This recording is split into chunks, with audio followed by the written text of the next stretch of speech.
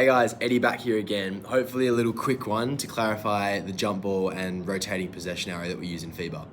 So, beginning of every game, we'll start with a jump ball. So you'll have two players, one from either team, from white and from blue, who are going to line up in the middle. Normally it's the center from both teams, so the tallest player. And we're going to start by throwing the ball up. So we'll have one referee in the middle of the court, one player from either team, and we're going to throw the ball just higher than what either player can reach at their maximum jump height with their armor. So let's say we've got a really short player on this team and a tall player on this team. When we throw the ball up in the middle as the referee, we want to throw it just higher than what this player here can jump and reach at their maximum jump and extension at the top. Let's have a little bit of a look. So here we've got blue versus white. We've got the ball in the middle with the referee. They're going to throw it up to start the game off. So here we go. Ball goes up, player jumps, white gets the ball off the tip. So that's important. So now that we've got that out of the way, the next part we need to think about is which way is the arrow going to point. So we had white and we had blue jump the ball up there. White tipped it back to white's player, and they're going to go in their direction of play towards their basket. So the arrow here needs to point towards the team that did not gain first possession after the jump ball. So in this case, the arrow should be pointing towards the blue team's basket to start the game. So undoubtedly during the game, especially our younger kids, we'll have a held ball scenario which will come up something like this at some stage during the game. So a held ball is when two players have one or both hands and the ball is kind of contested between the two of them and no one can gain possession without undue roughness. So here we've got a held ball example, and what we need now is a hand straight up for a stop the game, you whistle, and two thumbs up to signal that we've got a held ball. So, hand goes up, two thumbs, we've got a held ball. What we look for then is we go, all right, where's the direction arrow pointing? So, in the case of the Eagles and Lakeside clip from NBL 1 that we pulled up earlier, it would go in favor of Eagles. So the blue team would get the ball, sideline out of bounds, and then they get to pass the ball in. When this happens, the arrow on the sideline will then switch. So it's alternating possession. So white wins the tip and their player gains possession, so it's pointed in favor of blue. Blue then gets a held ball scenario at some point during the game, and they get the chance to inbound it from the sideline. It's going to switch, and then white will get the next opportunity. Perhaps where some of the confusion occurs is what happens at halftime, or the quarters, or breakages in the game.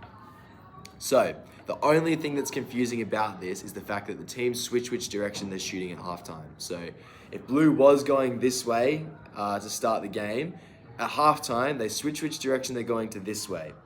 So we switch the arrows so that blue still got it from this direction and they're now going to get it this direction. So it was blue, stays blue. Blue goes to inbound it from the sideline, they pass it in. Now they've had their turn, it switches, so it's going to be white possession going this way after blue have inbounded the ball. We can also have violations during a jump ball, and for those of you with a keen eye, maybe you'll be able to see one in this one. So the same clip as before, ball goes up, player taps it back. What are we looking for?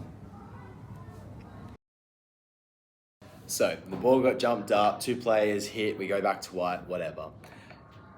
One of the things we need to watch for is if you're the referee opposite the one throwing the ball up, so I'm standing just next to the score bench as the player in the middle is throwing it up, it's my job to watch the ball go up and assess for a jump ball violation. So in this case, on that clip, ball goes up and the white player hits the ball before the ball reaches its maximum height. So we have to wait for the ball to reach the apex before we're allowed to make contact with the ball to then tip it to our player. So in this instance, we probably could have had a jump ball violation, in which case it would have been blue from the sideline. What then happens to the possession arrow? There's three things that I'll give you as options. If blue's got it on the sideline, that means it's white possession arrow. So white did a violation, blue gets it from the side, white possession, that's your first option. Second option is white made a violation, so that's their mess up, blue get the possession arrow. And the third option is we don't actually know who's got possession yet, so blue's going to inbound it from the side and we still don't know. It's just going to stand in the middle. So some time to think on that. The answer here is that we wouldn't actually know yet whose possession it is. No one's had possession in the court yet. So blue would get the chance to inbound the ball from the sideline. If they inbound the ball to another blue player, which they should, then white will get the first possession arrow. If they accidentally turn the ball over and white get a steal, blue would have inbounded it and white would have gained first possession in court. So blue would have actually had the possession arrow here. So jump ball violation, blue gets a chance to inbound the ball from the side. Depending on who they pass to, then we'll know who gets first possession. After that, look for any held ball during the game where it's contested between two players and we can't gain possession without undue roughness or a foul occurring. And then finally, at halftime, if blue's got it, blue changes direction, blue still get to keep it. After they've had their turn, then it would be white ball. I hope that clears up the alternating possession arrow and the jump ball at the start of the game. If you've got any more questions on this, let me know.